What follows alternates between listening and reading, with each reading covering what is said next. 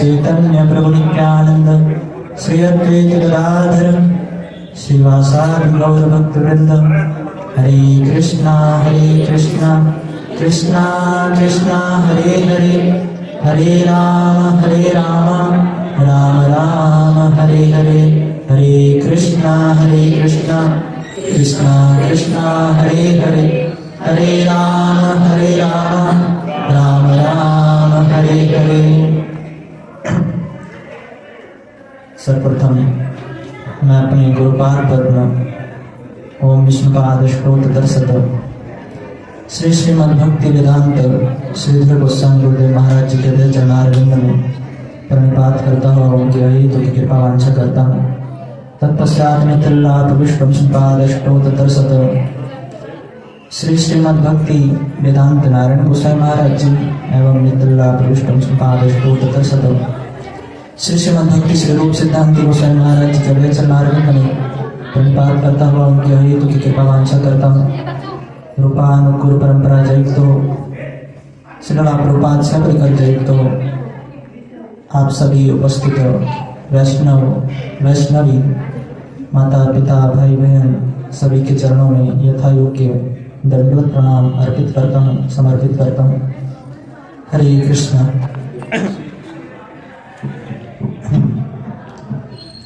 आज 15 तारीख है। आज से 4 दिन बाद 19 तारीख को एक विशेष तिथि, जो आप आज यहाँ बैठे हो, मैं यहाँ बैठा हूँ, जिसकी बदौलत बैठे हैं, उनकी स्वाभाविभाव तिथि तिरोभाव तिथि। क्योंकि इस गौड़िया मठ के संस्थापक आचार्य जिसने पहल की, उनकी तिथि है विरह तिथि। उनका नाम है नित्यलाभ विष्णुपाद अष्टोत्तरशत श्री श्रीमद भक्ति सिद्धांत सरस्वती ठाकुर प्रभुपाद, जो मेन प्रभुपाद है। एक प्रभुपाद है जिनको सारी दुनिया इस्कॉन के फाउंडर आचार्य के नाम से जानती है, वो भी प्रभुपाद जी है। लेकिन मूल प्रभुपाद जी उनके गुरु है, उनके गुरु जिन्होंने इस्कॉन को सारी दुनिया में एस्टेब्लिश किया, वो तो भक्ति वेदांत स्वामी प्रभुपाद है। लेकिन जिन्होंने भक्ति वेदांत स्वामी महाराज जी को एस्टेब्लिश किया, उनके गुरु उनको मूल प्रभुपाद जी बोला जाता है। उनकी शुभ तिरोभाव तिथि है आज के 4 दिन बाद। शाम को जो लोग आते हैं, विगत 3 दिनों से उनके बारे में चर्चा हो रही है। 3 दिनों से उनकी आने की भूमिका क्या है, उसके विषय में चर्चा हो रही थी कि उनका मूल कारण क्या है। क्योंकि प्रभुपाद जी के आने से पहले भी बहुत सारे लोग भक्ति किया करते थे। बहुत ऐसा नहीं भक्ति नहीं होती थी, भक्ति होती थी, लेकिन ऐसे नहीं होती थी जैसे आज के टाइम में हो रही है।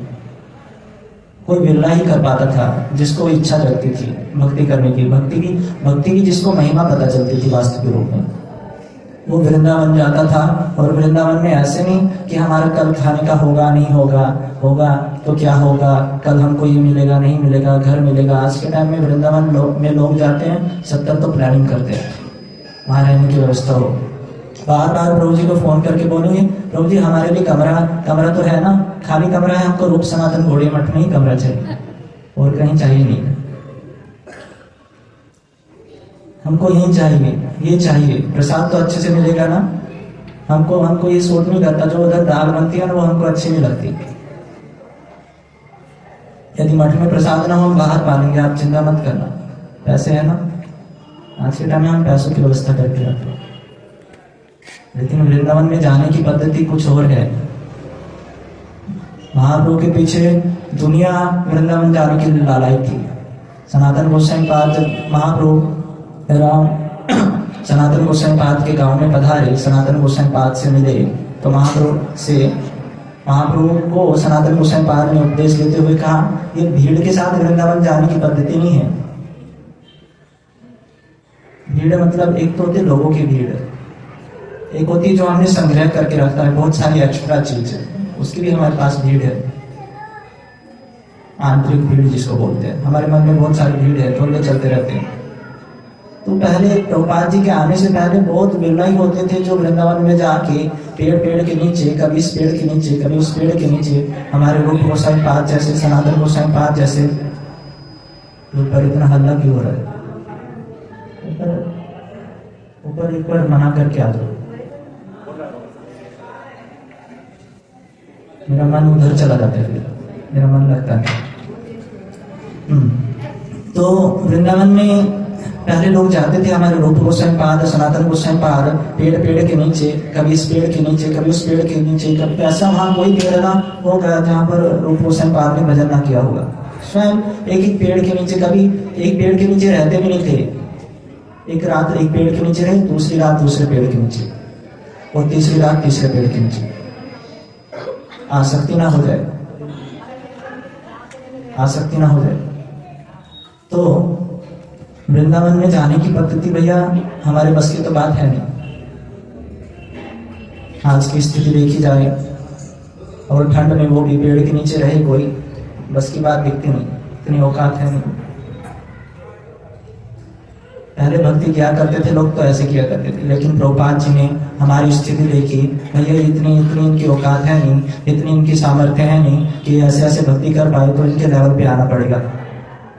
इनके लेवल पे आके इनको ठंड भी लगती है, गर्मी भी लगती है, तो अच्छे से मंदिर में एक पंखा भी लगाना पड़ेगा, अच्छे से एक घर भी बनाना पड़ेगा, एक कमरा भी बनाना पड़ेगा, सब व्यवस्था ही करनी पड़ेगी। चाहे ये 2 माला कर ले, ठीक से 2 माला करने के लिए गोपाल जी इतना वो किया, और हम 2 माला भी ठीक से नहीं कर पाते, सच बताऊं तो।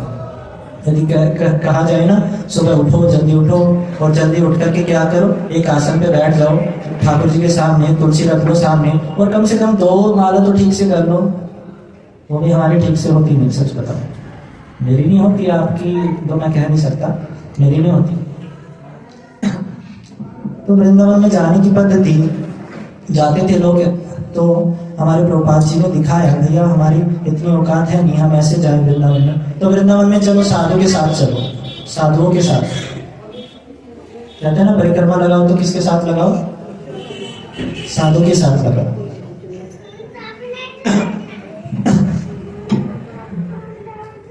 इसलिए कहते हैं भैया साधु संग सर्वशास्त्र का ही, नवमात्र साधु संग सर्व सिद्धि है। इसलिए सभी शास्त्र कहते हैं भैया साधु संग करो। श्री रूप गोस्वामी पाद ने अपनी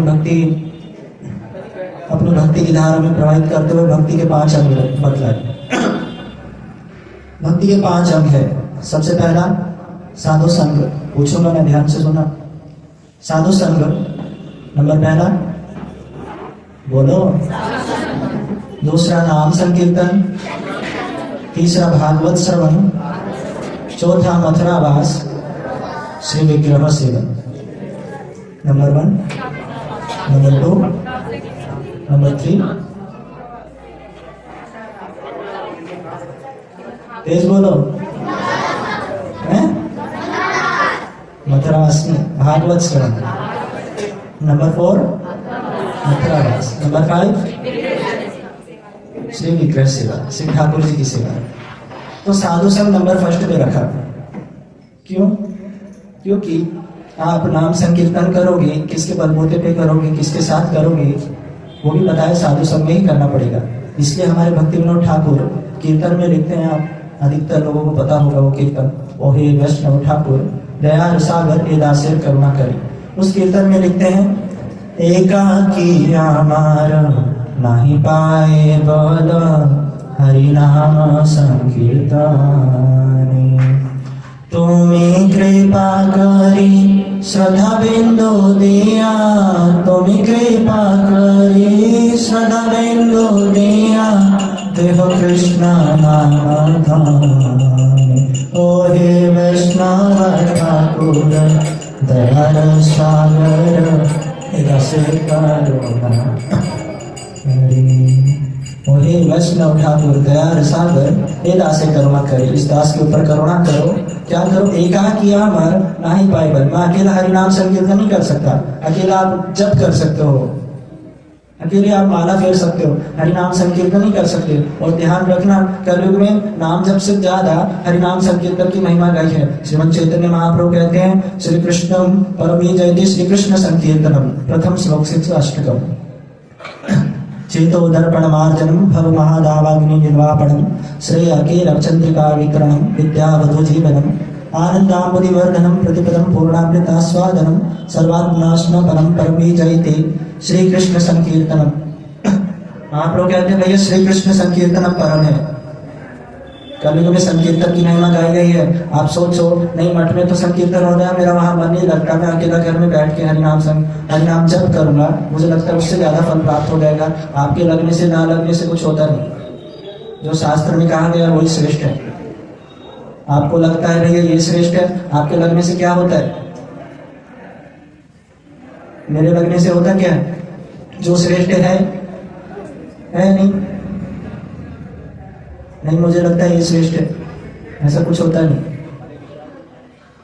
जिसको एक बार भगवान ने कह दिया ये वाली चीज ऐसे है तो ऐसे ही है, उसमें हम क्वेश्चन मार्क नहीं उठा सकते। हमारी बुद्धि कहती है ये श्रेष्ठ है। आज के साइंटिस्ट लोग उन्होंने बहुत सारी चीजों को एस्टेब्लिश करके बोल दिया भाई ये परफेक्ट है, फिर थोड़े से दिन बाद उसको इम्परफेक्ट बोल देते हैं, बोले ये ठीक नहीं है, ये गलत है। हमारी बुद्धि ऐसी है, यदि हम किसी चीज को श्रेष्ठ मान लेते हैं ना, थोड़े दिन बाद वो निकृष्ट हो जाती है, वो श्रेष्ठ रहती नहीं। आज तक श्रीमद् भागवतम में, भगवत गीता में जो 700 श्लोक थे वो परफेक्ट के परफेक्ट ही है, उसमें कुछ करेक्शन करने की आवश्यकता पड़ी नहीं, क्योंकि वो परफेक्ट है। भगवान ने बोल दिया युक्त आहार विहार से युक्त चेष्ट से कर्म सुख, balance is the beauty of life.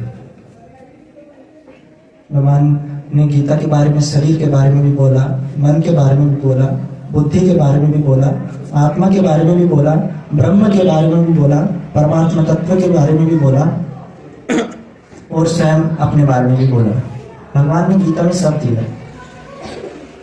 शरीर क्या है, मन क्या है, बुद्धि क्या है, आत्मा क्या है, ब्रह्म क्या है, परमात्मा क्या है, भगवान क्या है और स्वयं भगवान श्री कृष्ण क्या है। शरीर के बारे में युक्त आहार विहार से युक्त चेष्ट से कर्म सुख। आप यदि आपको अपने शरीर को ठीक रखना है तो क्या करो, बस बैलेंस के हिसाब से भोजन खाओ, जितनी भूख है ना उतना भोजन खाओ। यदि अत्यधिक आहार करोगे ना, आपको फिर डाइजेशन की प्रॉब्लम होगी, नाना प्रकार की बीमारियां आएगी, और सच बताओ सारी बीमारियां पेट से आती है, पेट से आती है। इसलिए भगवान ने शरीर के बारे में बोल दिया भैया बैलेंस से खाओ। मन के बारे में बोला, अर्जुन पूछते हैं भगवान श्री कृष्ण से, बोलते हैं मेरा मन बड़ा चंचल है। बोले तुम चिंता मत करो, अभ्यास करो, और अभ्यास क्या करो, तुम ये मन मुझको दे दो। मन मना भव मत भक्तो मत त्याज माम नमस्कुरु। ये मन तुम क्या करो, ये मन मुझको दे दो। एक छोटी सी स्टोरी सुनाता हूँ आपको, हो सके तो ध्यान से सुनना। एक दूधिया समझते हो, दूध जो बेचता है, एक दूधिया दूध बेचता था, बड़ा अमीर था, पैसे वाला था, लेकिन कपड़े जो है वो फटे पुराने पहनता था। ऐसे व्यक्ति को कंजूस कह लो, आप कुछ भी कह लो, लेकिन फटे पुराने कपड़े पहनता था। ध्यान से सुनना, पूछ लो ना मैं बीच में से। तो वो दूध बेचता था, फटे पुराने कपड़े पहनता था। सारे गांव में उसको कम से कम 30 साल हो गए दूध बेचते। धीरे धीरे बेचते एक दिन एक व्यक्ति ने उसको टोक दिया, भैया तेरा व्यापार अच्छा है, तो पैसे वाला है, फिर भी ये फटे पुराने कपड़े पहनता है, कारण क्या? दूध वाला बोलता है भैया ये कारण नहीं है, ये मेरी परंपरा है। परंपरा क्या है? जो दादा के कपड़े हैं ना वो पोता पहनेगा। समझ में आया? दादा के कपड़े पोता पहनेगा। दूध वाला बोलता है, वो व्यक्ति बोलता है बहुत अच्छी बात है भैया, आज के टाइम में बहुत ऐसे कम मिलते हैं लोग जो अपनी परंपरा को चलाते हैं, अपने पूर्वजों का ध्यान रखते हैं, इस परंपरा को मैं नमन करता हूँ। व्यक्ति थोड़ी देर सोचा, तो इस देर सोच के बोलता है भैया देख सोच, यदि तू नए कपड़े सिलवाएगा तो आगे तेरा पोता पहन लेगा, यदि तू सिलवाएगा नहीं, पोता नंगा घूमेगा, वो क्या पहनेगा? ये तो फट गए। सोचने की बात है। पोते के लिए कपड़े तो सिलवाने पड़ेंगे, परंपरा आगे चलानी है तो उसकी बात लगी।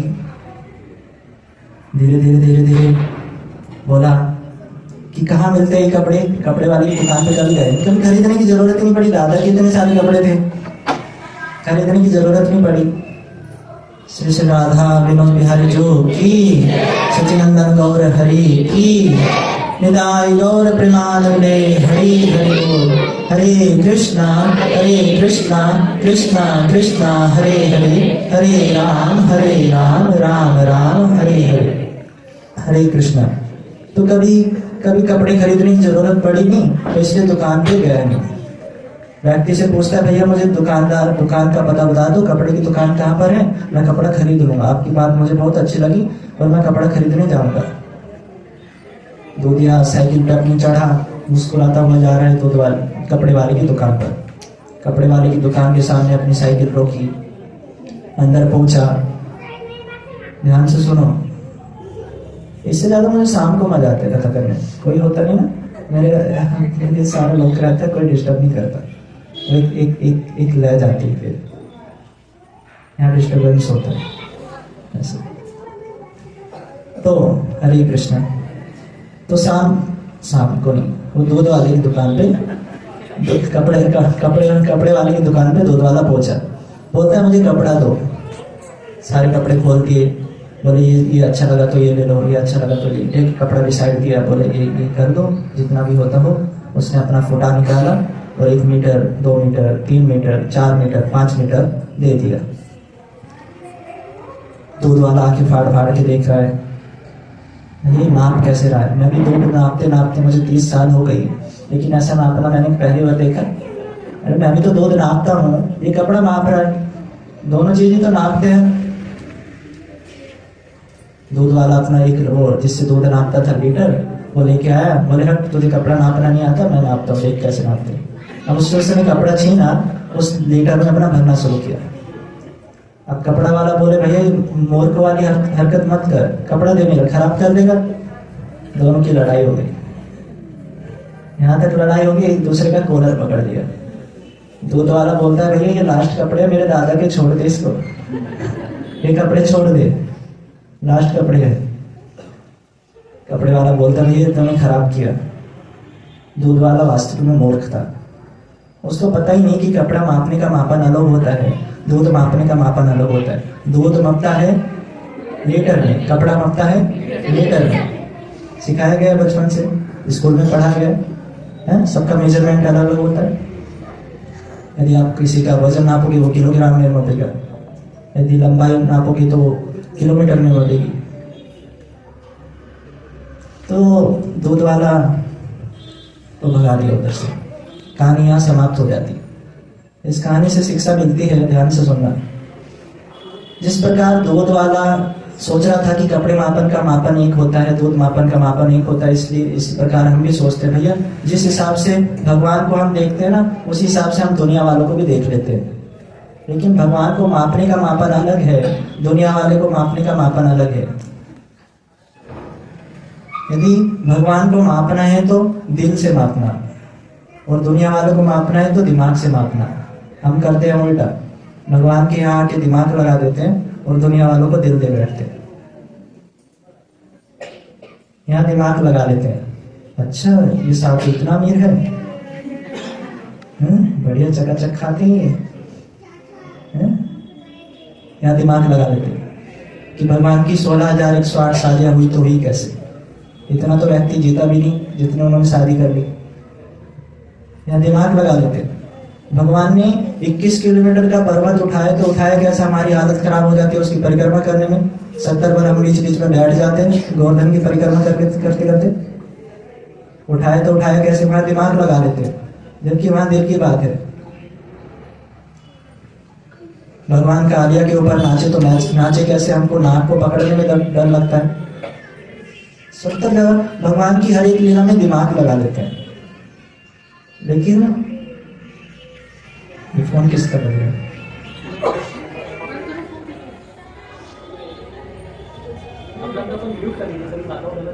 म्यूट करो अपना फोन, साइलेंट करो। हरे कृष्णा। तो भगवान के पास दिमाग लगाने की कोई जरूरत है नहीं भैया। दिमाग लगाओगे तो आपका ही कुछ होने वाला नहीं, आप ही भ्रम में पड़ोगे। यहाँ चाहिए दिल। दुनिया वाले को दिमाग से अच्छे से चला सकते हैं। एक छोटे से बच्चे को यदि वो ठीक से दिमाग से पढ़ाई करे ना, वो IAS का पेपर क्लियर कर सकता है। वहां चाहिए दिमाग। पता है आपको, यदि दुनिया में सक्सेस चाहिए तो दिमाग की जरूरत है, वहां दिल की जरूरत नहीं भैया। और सक्सेस के पीछे सारी दुनिया भागती है। आज के टाइम में जो सक्सेसफुल है उसके पीछे दुनिया है। वहां दिमाग की जरूरत है और यहाँ दिल की जरूरत है। बस ये ठीक करना है। यहाँ दिल दे देना है, यहाँ वहां दिमाग दे देना है। यदि वहां दिल दिया संसार वालों को तो फिर होता ऐसा है, शीशे का था दिल मेरा, पत्थर का जमाना था दिल टूट गया। फिर वहां टूट नहीं है, वहां कुछ होने वाला है। इसलिए यहाँ दिल दो। दिल का मेरा मतलब है जो हृदय है, समर्पित करो भगवान को। इसलिए भगवान कहते हैं मन मना भव मत भक्तो मत त्याजी माम नमस्कुरु। मन किसको दो? मुझे दो, किसी और को मत देना। किसी और को दोगे तो फंस जाओगे। वो आपके मन का कुछ नहीं कर सकता, वो आपके मन के साथ खिलवाड़ करेगा। इसलिए भगवान उस मन को मोर पंख बना करके अपने मस्तक पर धारण करते हैं भगवान। इसलिए भगवान को मन दो। और वही जब हम भगवान को मन लेते हैं ना, तो हमको किसी चीज का डर रहता ही नहीं। फिर डर क्यों रहता है? क्योंकि हम भगवान को समर्पित ही नहीं कर पाते। डर इसी बात का है। हमारा शास्त्र कहते हैं, श्रीमद् भागवत का श्लोक कहता है, भयम द्वितीयाभिनिवेशतः। भयम, भय क्यों होता है? क्योंकि द्वितीय वस्तु में निवेश होता है। द्वितीय वस्तु है माया। माया में जिस दिन निवेश हो गया उस दिन भय स्टार्ट हो गया। प्रथम वस्तु है भगवान। जिस दिन प्रथम वस्तु में प्रवेश हुआ उस दिन भय हटा। इसलिए भगवान श्री कृष्ण अर्जुन को महाभारत के युद्ध के बीच खड़े होकर के कहते हैं, भैया तू सर्व धर्मान परित्यज्य माम एकम शरणं व्रज। भय मत कर। तुझे डर है ना कि मुझे ये पाप लगेगा, मुझे वो पाप लगेगा। अहम, मैं हूं ना, अहम तुम सब पापेभ्यो मोक्षयिष्यामि मा शुचः। तू डरता क्यों है? भय मत कर, तू माया को त्याग, मैं हूं। लेकिन नहीं, हमने माया को पकड़ के रखा। यदि भगवान के समर्पित नहीं हो सकते तो एक काम करो, जो उनके निज जन है ना उनके समर्पित हो जाओ। भगवान ने इतना चांस दिया। क्योंकि उनके जो समर्पित वैष्णव लोग हैं वो भी अभय प्रदान करते हैं। हम सुबह को प्रभुपाद दशकम गाते हैं। जो मंगला आरती की जिसने अटेंड की होगी उसने देखा होगा, सबसे पहले यहाँ पर गुरुवाष्टकम होता है, उसके बाद प्रभुपाद दशकम होता है। प्रभुपाद दशकम मतलब वो 10 श्लोक जो हमारे वैष्णव आचार्य ने गाए, किसकी महिमा के लिए? प्रभुपाद जी की महिमा के लिए। उसका प्रथम श्लोक है, सोजनार्बुदराधित पादयुगम योगधर्म दुरंधर पात्रवरम वरदा भयदायक पूज्य पदम प्रणमामि सदा प्रभु। प्रणमामि सदा प्रभु पादपदम। प्रणमामि सदा प्रभु पादपदम। प्रणमामि सदा प्रभु पादपदम। प्रणमामि सदा प्रभु पादपदम। इसमें क्या कहा गया? वरदा भयदायक। प्रभुपाद जी क्या करते हैं? अभय प्रदान करते हैं। वरदा अभय दायक, अभयदायक। क्योंकि प्रभुपाद जी भगवान के पूर्ण समर्पित है, पूर्ण समर्पित है। कहते हैं हमारे कीर्तन में कहते हैं, गोविंदास जी बोलते हैं, भजहूँ रे मना श्री नंदनंदना अभय चरणार विंद रे। दुर्लभ मानव जानम सत संगे तारा भव सिंधु रे। भजहूँ रे मन श्री नंदनंदन अभय चरणार विंद रे। हे मन, तो किसका भजन कर? नंदनंदन का भजन कर, क्योंकि वो अभय प्रदान करते हैं। हर एक व्यक्ति डरा हुआ है किसी से ना किसी से, किसी को किसी से भय है, किसी को किसी से भय है, किसी को रात को डर लगता है, किसी को दिन में डर लगता है, किसी को चोर से डर लगता है, किसी को किसी से। कोई यहाँ ऐसा नहीं कि भयभीत ना हो, सब किसी ना किसी रूप में भयभीत है सब। आप देखना, हम रोड भी क्रॉस करते हैं तो डरते हैं कि सामने वाला टक्कर ना मार दे। भय है, जीवन से प्यार है, इसलिए भैया भय है। लेकिन वही अर्जुन जब श्री कृष्ण के समर्पित हो जाता है, फिर वो खड़े खड़े होकर बाढ़ चलाता है। उसको डर नहीं है कि मुझे बाढ़ लग गया तो होगा क्या, क्योंकि वो कृष्ण के समर्पित हो गया। सामने वाले का मस्तक छेदन कर देता है, लेकिन सामने वाला भी तो कर सकता है अर्जुन का मस्तक छेदन, लेकिन नहीं, भय है नहीं। हमारे प्रभुपाद जी के खिलाफ कितने कितने षड्यंत्र रचे गए, कितने कितने लोग, विद्वेषी लोग, बड़े बड़े जो प्रभुपाद जी के खिलाफ हो गए, फिर भी प्रभुपाद जी को कुछ भय नहीं था। प्रभुपाद जी ने क्षमा कर दिया। यदि हम होते, नहीं उन्होंने मेरे लिए ऐसा किया है, उन्होंने मुझे जान से मारने की कोशिश की है, मैं उनके ऊपर केस करूंगा, नहीं मैं उनको छोड़ूंगा नहीं, सब करवाते। लेकिन प्रभुपाद जी ने ऐसा नहीं किया। प्रभुपाद जी ने बोला क्षमा कर दो। अब हम 19 तारीख को पूरी लीला सुनेंगे।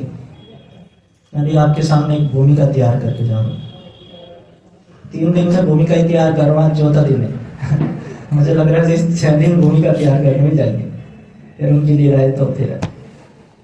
ये हमारे प्रभुपाद जी के भक्त है, एक शरणागत भक्त, हमारे परम गुरुदेव भक्ति प्रज्ञान केशव गोसाई महाराज जी, उनका ये ग्रंथ है। उन्होंने एक बार प्रभुपाद जी की विरह तिथि के ऊपर सन 1952 में 1952 बंगला में एक गांव है चूचड़ा गांव में रात को 7 बजे एक प्रवचन दिया।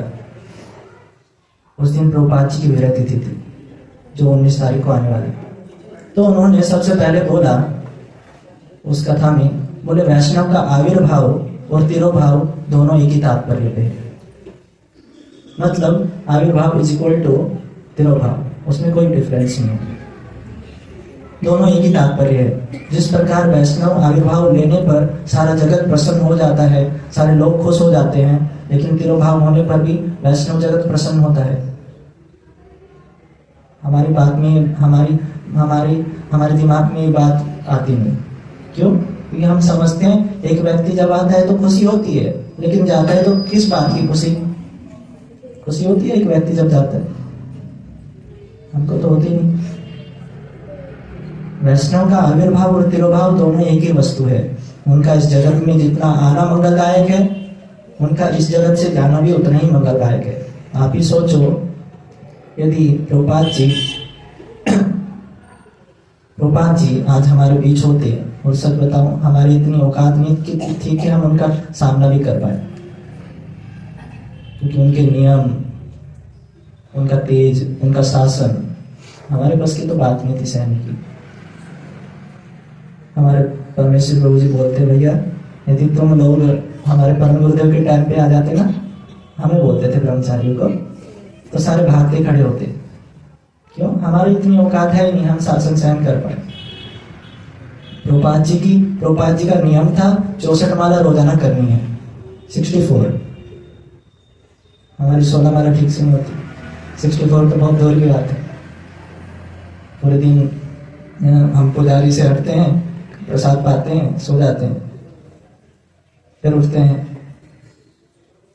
प्रभुपाद जी होते तो रात को मुझे लगता है 1:30 बजे तक हरिनाम करना पड़ता।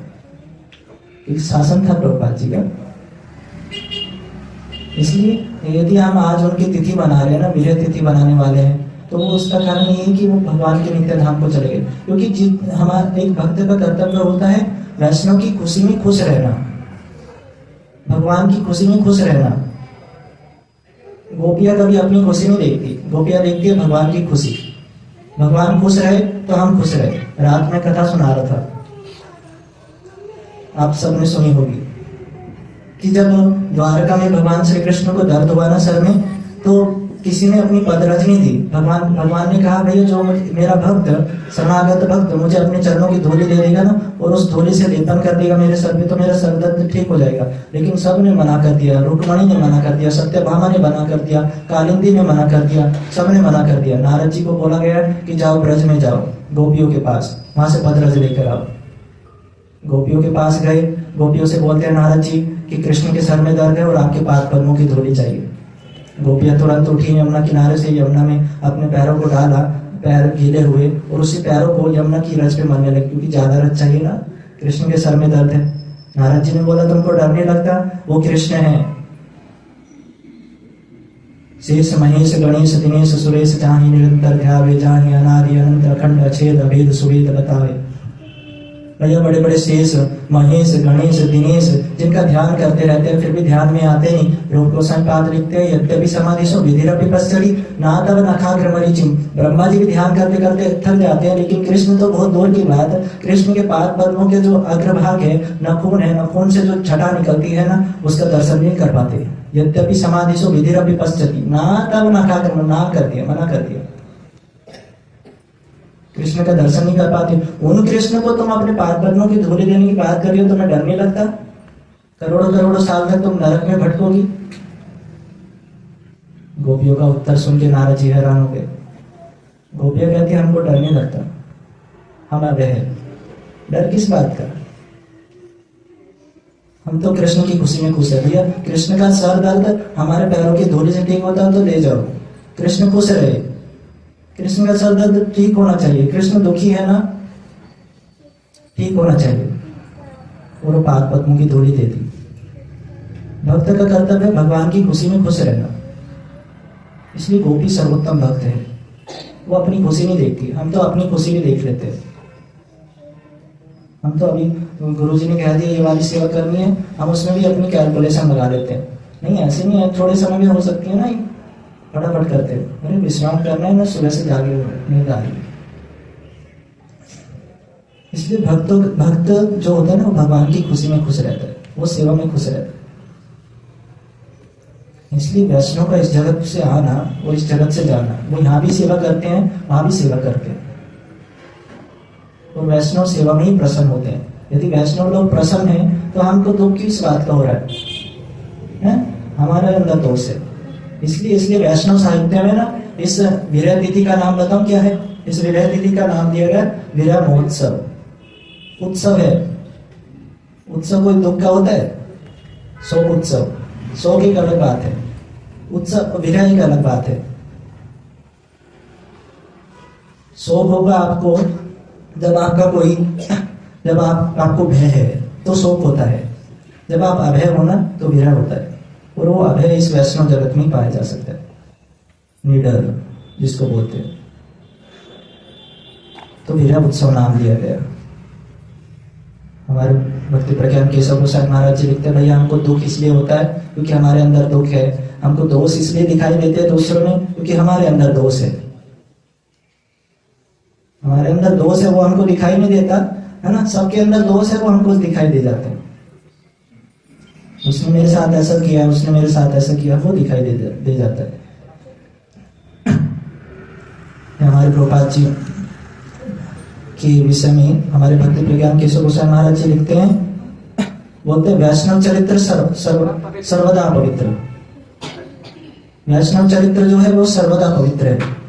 वैष्णव चरित्र सर्वदा पवित्र, उसमें कोई अपवित्र नाम की कोई चीज नहीं है, वो पवित्र है। इसलिए वैष्णव का चरित्र सर्वदा पवित्र होता है, उसमें कोई दोष होता ही नहीं। दोष होता है हमारी आंखों में। इसलिए हम समझते हैं वैष्णव लोग इस जगत से चले गए तो हमको दुखी करके चले गए, लेकिन वो दुख नहीं है भैया। यदि आप देखोगे, यदि वो सेवा ही कर रहे हैं, उनकी सेवा में ही प्रसन्नता है। और हमारा भजन क्या है? उनकी प्रसन्नता में ही प्रसन्न रहना। जैसा वैष्णव लोग खुश रहे, और सेवा मतलब वही होती है कि जो सेव्य को पसंद है वो करना ही सेवा है। जो सेव्य को पसंद है, जो भगवान को पसंद है वो करना ही सेवा कहलाती है। हम कहते हैं हम लड्डू गोपाल की सेवा करते हैं, 6 महीने से लड्डू गोपाल उसी दूध में अपने खा रहे, वो दूध ही पी रहे। और लड्डू गोपाल से कभी पूछा भी नहीं तुमको क्या पसंद है, बस अपनी पसंद का बना रहे। आज के टाइम में ये फैशन चल गया, जिससे पूछो आपके घर में लड्डू गोपाल है, बोले हाँ हम तो लड्डू गोपाल की सेवा करते हैं। तो वो माखन मिश्री से ऊपर नहीं बढ़ पाते और ये लोग प्याज लहसुन का तड़का मार के बढ़ाते हैं। हाँ वही तो, और बोलते हैं हम सेवा करते हैं, उसको नाम दे देते हैं सेवा।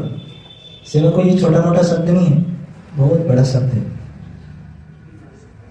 आज के टाइम में समाज सेवा, वो सेवा नहीं है भैया, वो इंसानियत के नाते आपका कर्तव्य है, आपको करना पड़ेगा।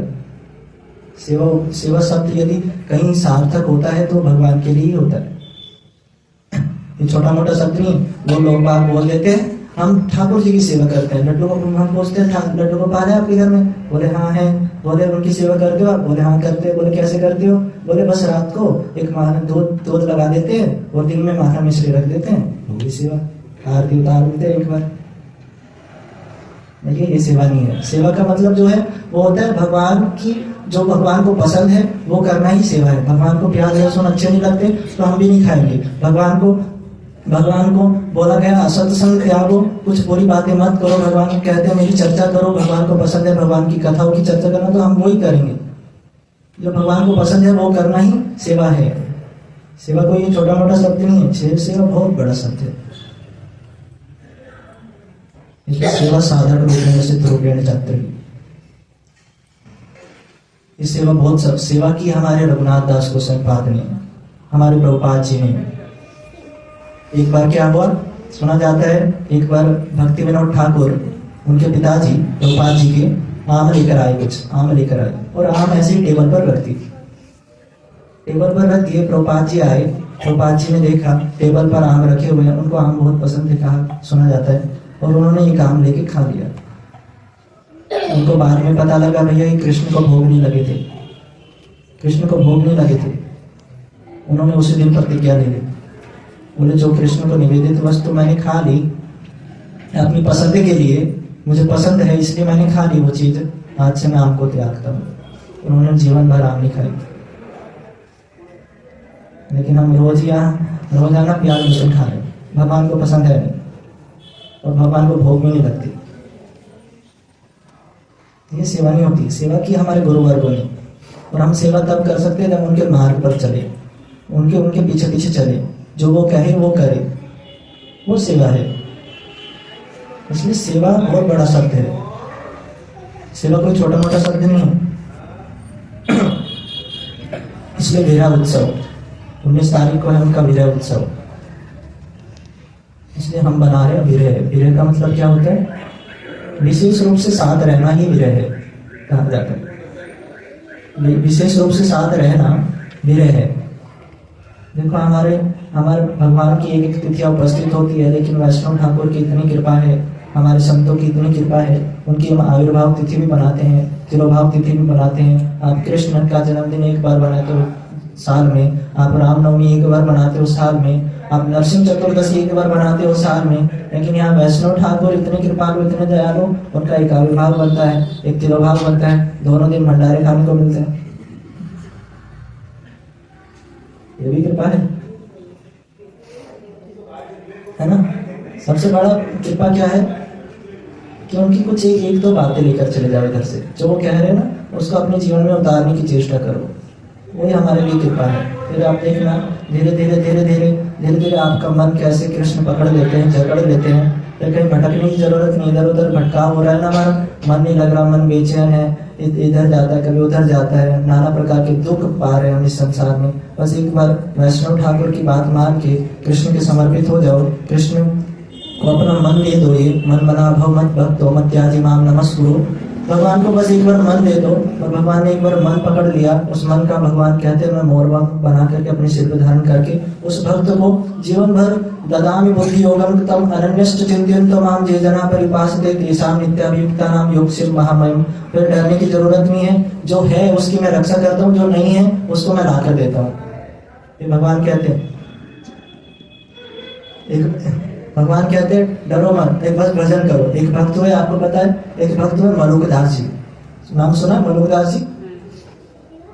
राम जी के बड़े भक्त हुए। वो पहले भक्त नहीं थे, उनकी पत्नी बड़ी भक्त थी,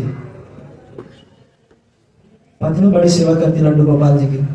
मलुकदास जी शाम को काम से आते, पत्नी भोग लगा के मलुकदास जी को प्रसाद पुआते। एक दिन मलुकदास जी को प्रसाद पुआते देर हो गई, लेट हो गई प्रसाद में। मलुकदास जी बोले क्या ठाकुर जी की सेवा करते रहते, दिमाग खराब है तेरा? मैं कमा के लेके आता हूँ भैया, मैं आटा लेके आता हूँ, मैं दाल लेके आता हूँ, सब कुछ तो मैं लेके आता हूँ, तो दिन भर लड्डू गोपाल जी गोपाल मेरे गोविंद मेरे गोविंद क्या क्या करते रहती है दिन भर, दिमाग खराब है तेरा? अब पत्नी भी उधर से भड़क गई, दोनों मियाँ बीवी में लड़ाई हो गई।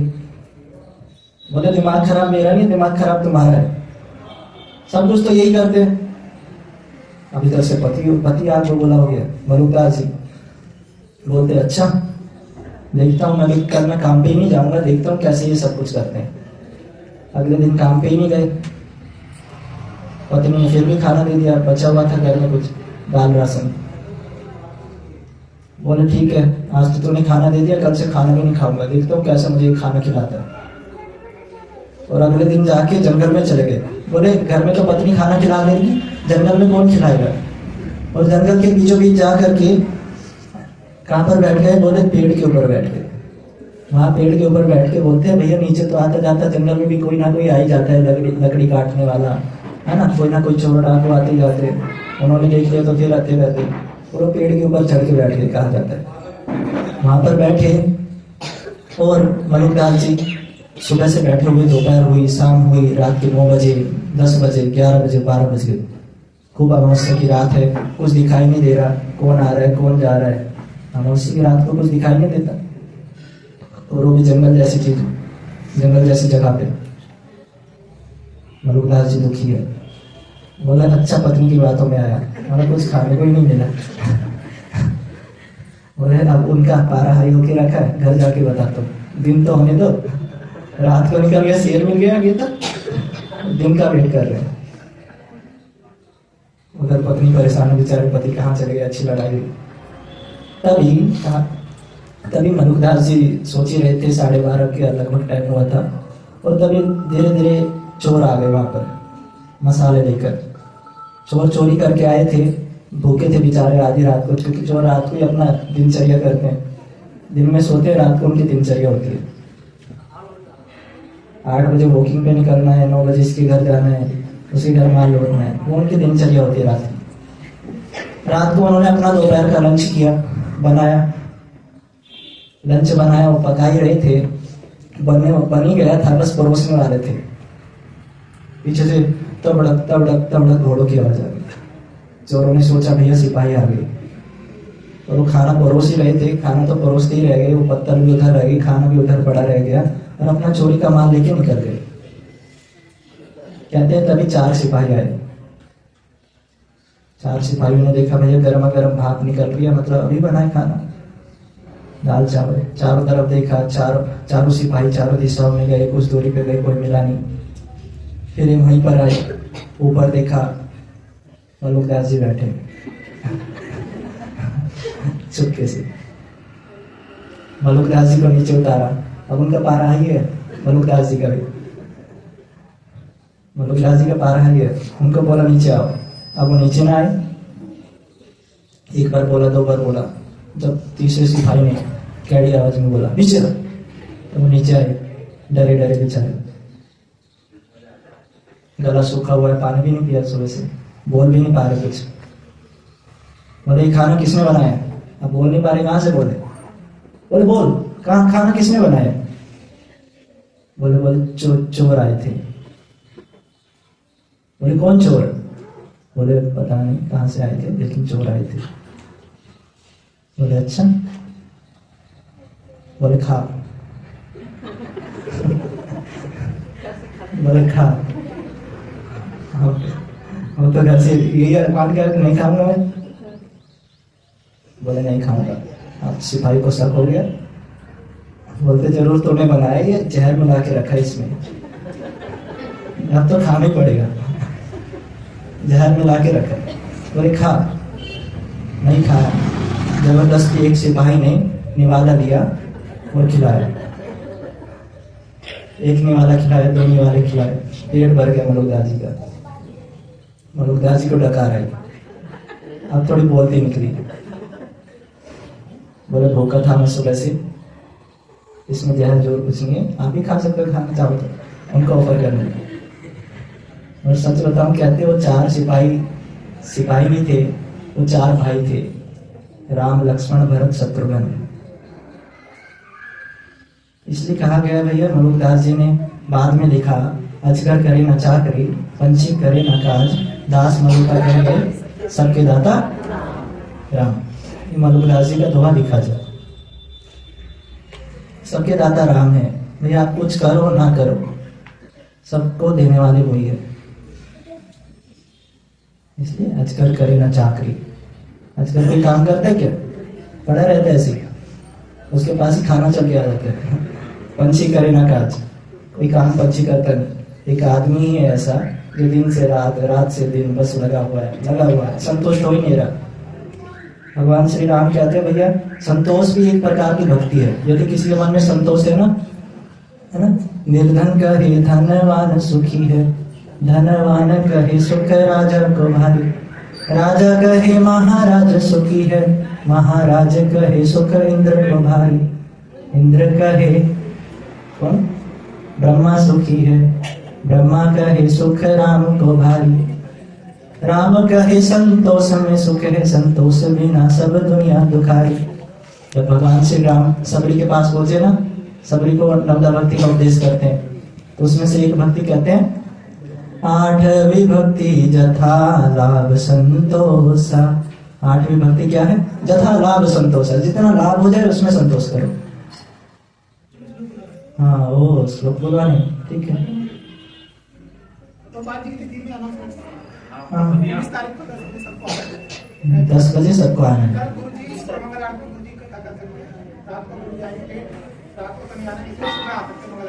आज हमारे गुरु महाराज जी आ रहे हैं, रात को लेट पहुंचेंगे, तो रात को तो आप आ नहीं सकते और आना भी नहीं, आपको भी असुविधा हो जाएगी। और कल सुबह आ सकते हो। कल सुबह गुरु महाराज जी यहाँ पर कथा करेंगे, कीर्तन होगा 5:30 से 6:30 सुबह होगी कथा, फिर उसके बाद कीर्तन होगा। आप सब आ सकते हो, आना चाहिए, गुरु महाराज जी के दर्शन करने चाहिए। कहते हैं गुरु हमारे प्रभुपाद जी से किसी ने पूछा कि राधा रानी के दर्शन कैसे हो। ये ध्यान से सुनो, ये कहाँ जा रहे हो? कीर्तन में। हमारे प्रभुपाद जी से किसी ने पूछा राधा रानी के दर्शन हो कैसे, तो प्रभुपाद जी ने कहा तुमको राधा रानी के दर्शन नहीं पता कैसे हो, मैं करवाता हूँ। प्रभुपाद जी बोले अपनी गुरु के पास पकड़ के देखे, बोलते इनको देख रहे हो? बोलते ये गुरु महाराज जी नहीं है, ये राधा रानी के पाद पद्मों की, नख की, अग्रभाग की जो छटा है ना, वही छटा आपके सामने विराजमान है। वो गुरु महाराज जी नहीं, वो राधा रानी की निज सखी है। इसलिए गुरु महाराज जी के दर्शन करने चाहिए, क्योंकि वो स्वयं गौर परिकर है, राधा कृष्ण के निज पार्षद है ना। सुबह आना आप सब, आपको स्वागत करता हूँ। सुबह 19 तारीख को हमारे प्रभुपाद जी की तिथि है। 19 तारीख को यहाँ पर प्रोग्राम होगा, खूब उत्सव के साथ बनाया जाएगा ये उत्सव। आप सब आना। इसी को कह के मैं अपनी वाणी को विराम देता हूँ, आज की कथा का विश्राम करता हूँ। आप सबको प्रणाम करता हूँ। वांछा कल्पतरुभ्यश्च कृपा सिंधुभ्यो